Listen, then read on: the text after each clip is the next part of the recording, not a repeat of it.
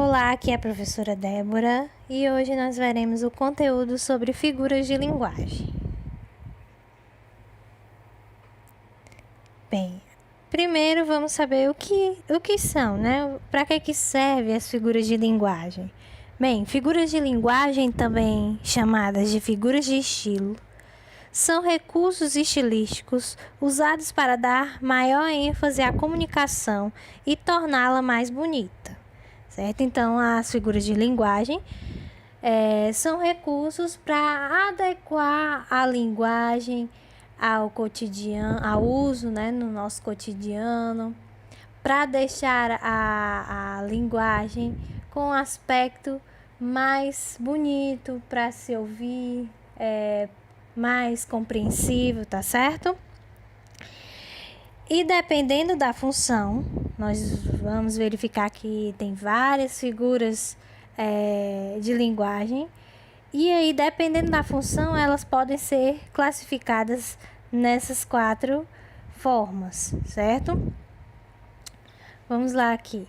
A primeira, figuras de palavras ou semânticas. No caso, as figuras de linguagem que compõem esse grupo de figuras de palavras ou semânticas estão associadas ao significado das palavras. Elas podem ser, como os exemplos, a metáfora, a comparação, a metonímia, a catacrese, a sinestesia e a perífrase, certo? Tem também as figuras de pensamento, que trabalham com a combinação de ideias e pensamentos. Exemplos: hipérbole, eufemismo, litote, ironia, personificação, antítese, paradoxo, gradação e apóstrofe, certo? Também as figuras de sintaxe ou de construção, que interferem na estrutura gramatical da frase. Nós temos a elipse, a zeugma, o hipérbato, o polissíndeto, assíndeto, anacoluto, pleonasmo, silepse e anáfora. E, por último, as figuras de som ou harmonia, que estão associadas às sonoridades das palavras. Exemplo: a literação, paronomásia, assonância, onomatopeia, certo? Então, nós vamos conhecer cada figura de linguagem dessas e saber a sua importância, tanto na hora de escrever um texto como na prática da oralidade. E vocês vão perceber que as figuras de linguagem estão presentes mesmo no nosso dia a dia, tá? Não é algo tão distante assim que a gente não consiga compreender ou ver, certo? Então, vamos lá. O primeiro grupo são as figuras de palavras que são as figuras de linguagem que têm a ver com o significado, certo? A primeira delas, mais conhecida, é a metáfora, certo? Metáfora. Acho que vocês já devem ter escutado por aí falar sobre metáfora. A metáfora representa a comparação de palavras com significados diferentes e cujo termo comparativo fica subentendido na frase.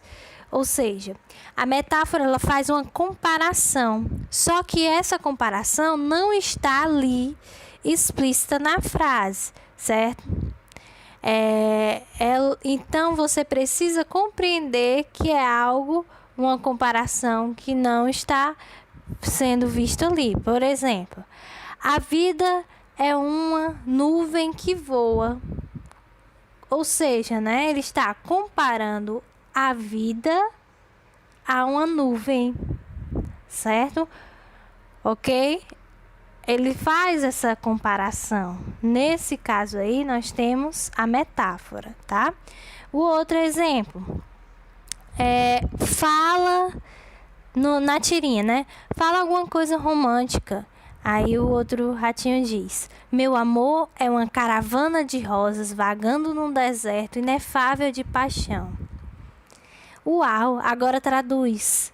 Aí você está querendo demais. Nesse segundo quadrinho tem assim: meu amor é uma caravana de rosas vagando num deserto inefável de paixão. Como assim? Meu amor é uma caravana de rosas. Como é que pode? Né?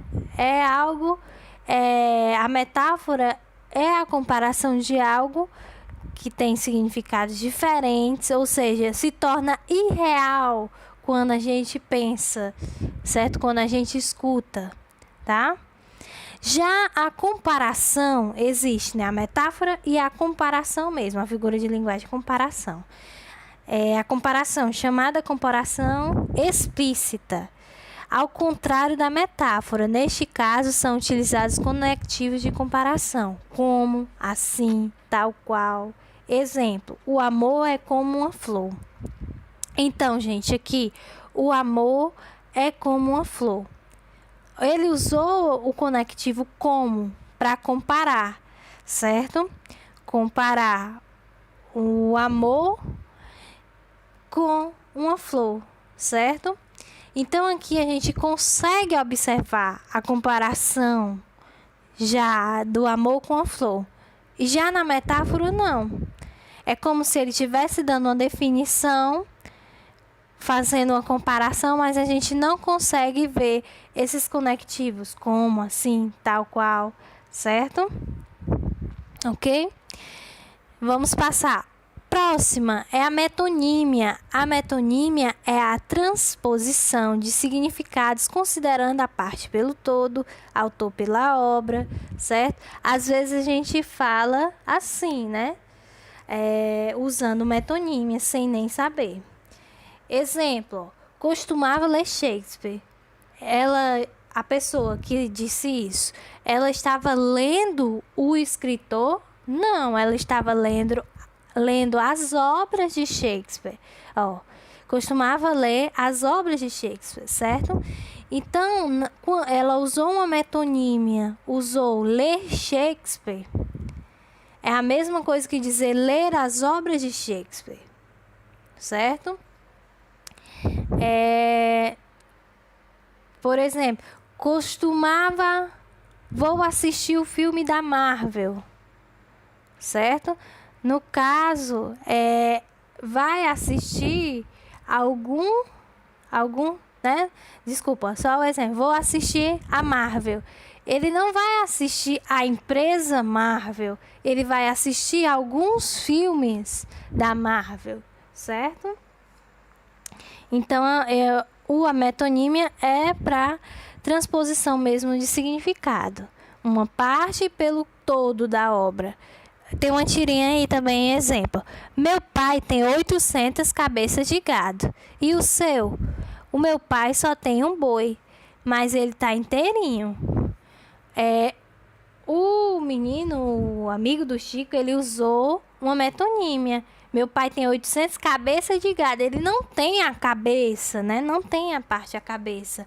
Ele tem o gado, certo? Vários bois. E aí as pessoas costumam realmente, né? Principalmente os fazendeiros, dizer que tem cabeças de gado. Mas não. Tem os fazendeiros têm os próprios bois, certo? E já o Chico não entendeu que o colega dele usou essa metonímia, certo? Próxima. Catacrese. A catacrese representa o emprego impróprio de uma palavra, por não existir outra mais específica. Exemplo: embarcou há pouco no avião. Como assim, embarcou há pouco? Aí ele dá uma observação. Embarcar é colocado a bordo de um barco, né? Embarcar. O barcou vem de barco, certo? Da palavra barco. Embarcou. Mas como não há um termo específico para usar o avião, né? Para quando a pessoa entra no avião, não tem um termo específico, então embarcar é utilizado, certo? Então, é usada a catacrese para isso, para usar uma palavra em um lugar onde não existe outra adequada, certo? Próxima, sinestesia.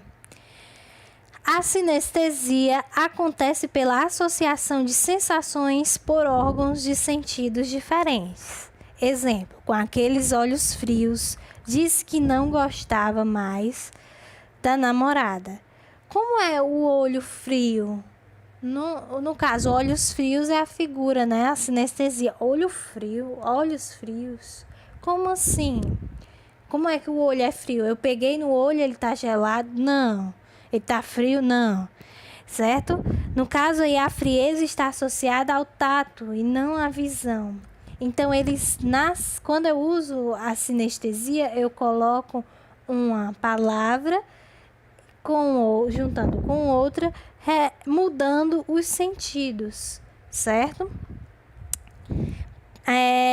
Próxima, perífrase. A perífrase, também conhecida como antonomásia, é a substituição de uma ou mais palavras por outra que a identifique. Exemplo: o rugido do rei das selvas é ouvido a uma distância de 8 quilômetros. O rugido do rei das selvas. Aí a expressão rei das selvas. Qual é o animal, no caso, que é conhecido como rei das selvas? O leão. Então, quando ele coloca aí a perífrase, rei das selvas,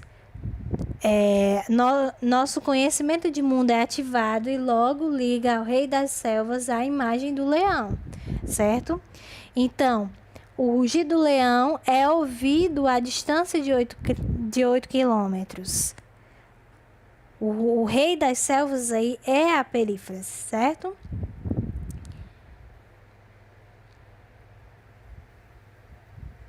Então, no próximo vídeo, nós continuaremos a figura de pensamento.